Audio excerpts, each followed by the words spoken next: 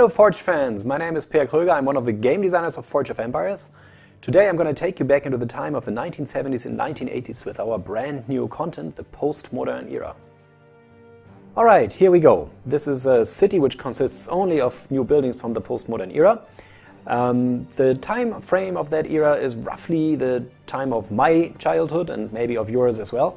The 1970s, 1980s. We have a lot of really new buildings here, like the prefabricated high-rises, the zoo.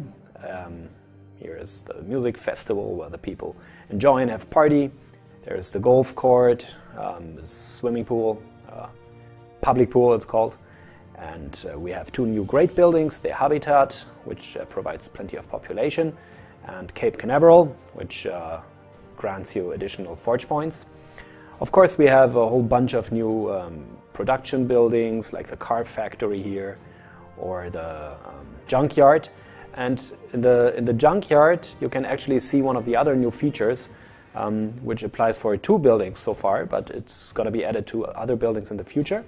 The junkyard produces very many supplies, but here's a drawback: it costs happiness. So if you have this thing in your city, it takes 500 happiness down.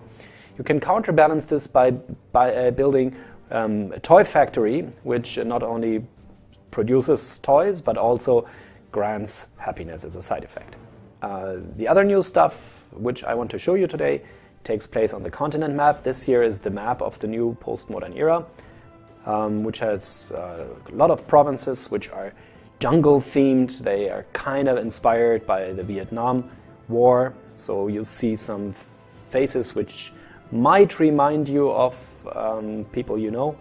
Like here you can interact with Che Guerrero. You can either try the peaceful way with him or try and wipe him off the map. He's the first guy you encounter in the postmodern era. I'm not going to spoil the other ones. But what you can already see here, Che's men are experts at guerrilla warfare. So he doesn't have one single army, but his army comes in two waves. So you have to use one of your armies, and you have to defeat both waves in a single go. I'm going to show you how that works in a second. Here we go, let's just attack them. Here is Che in this awesome new jungle-themed battle map. I'm not going to do it by hand, I'm going to do the quick results. This is the next wave they have to face, and here we go. And as you can see, my army starts exactly the state they left the first wave, so the MG team, the machine gunnery team, is still damaged. And who wins? Ha! I do. Awesome.